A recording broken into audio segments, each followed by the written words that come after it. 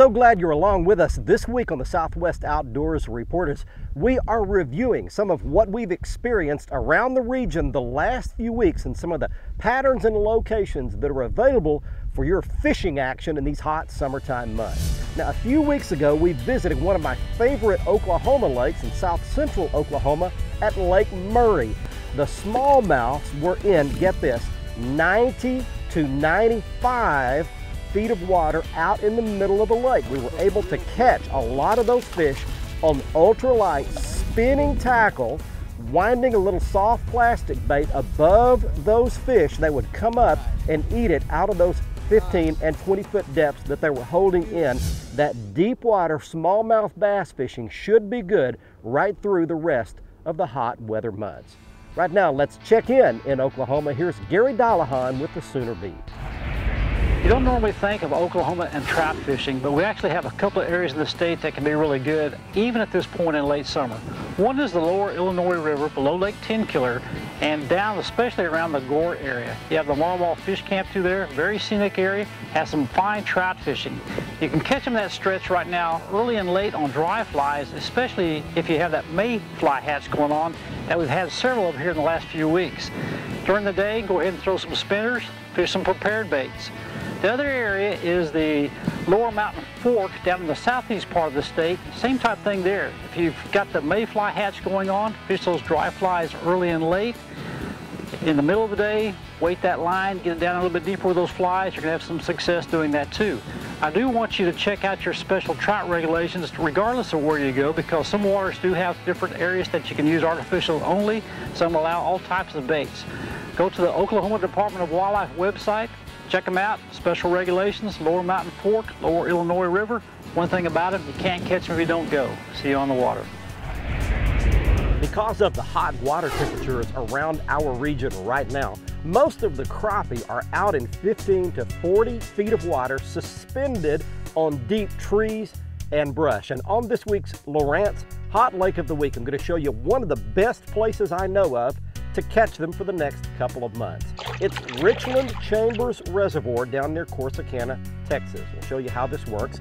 On the Lowrance HDS-10 with the Insight Shaded Relief Mapping, the best sonar and GPS unit I've ever seen, the high-end unit for your boat. We locate Richland Chambers Reservoir just east of I-45 and just southeast of the city of Corsicana, and we'll draw the arrow here and highlight this area down US 287 where it crosses the lake.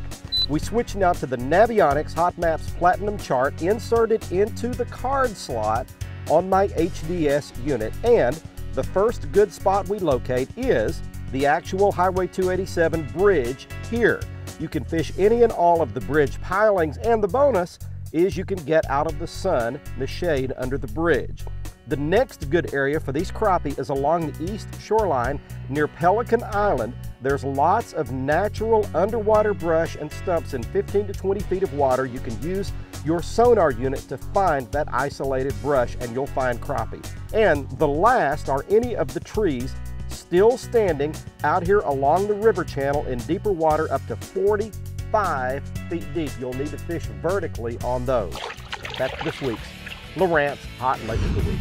The Southwest Outdoors Report, powered by your Texas Chevy dealers, is brought to you by quality award-winning Tracker boats.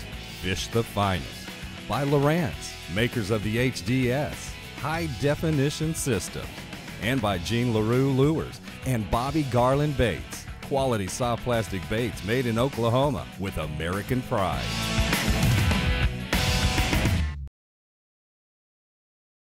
This is the Southwest Outdoors Report, powered by your Texas Chevy dealer. Welcome back, everyone. It's time for our Ask the Pro feature, brought to you by Stren, the standard of dependability. Our question this week is from Willie in Texas, who would like to know, when fishing a jig, how can you tell when the fish is there? What can you do to feel the bite? For the answer, let's ask 8-time Classic qualifier Greg Hackney. You know, a lot of times with a jig, if the fish are really aggressive on a jig, how you can tell when they bite, you get a thump, a distinctive tap. Other times it's a pressure bite. You know, the deal is you need to learn how the jig feels first. Once you know When you lose that feeling of the jig, normally that's a bite. Or you get pressure where there hasn't been any. You've moved that jig and you've let off of it and you go to pick up again and almost it's like you're dragging a leaf or it's like grass. It's almost like when you don't feel the jig anymore, that's the time to set the hook. Thank you, Greg. If you have a question for one of the pros, visit our website at southwestoutdoorsreport.com. Click on the Strand, Ask the Pro link, and send us your information.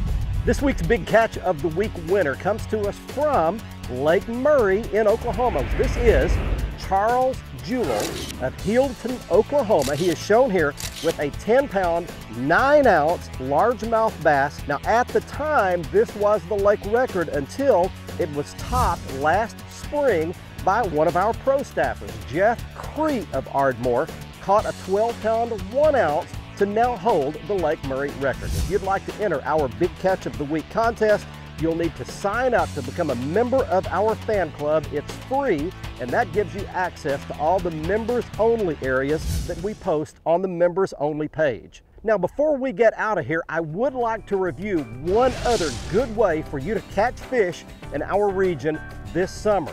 In case you missed it last week, we featured the sport of fly fishing for bass and brim. It is a good way to catch bass, not only on top, you add a little bit of weight on a little soft plastic bait and you can catch them down deeper as well. And we managed to catch one really nice sized brim as well. Now, I do want to remind you about a special time for our show next Thursday night. We will be on at 10:45 p.m. Thursday night, right after the Dallas Cowboys training camp update.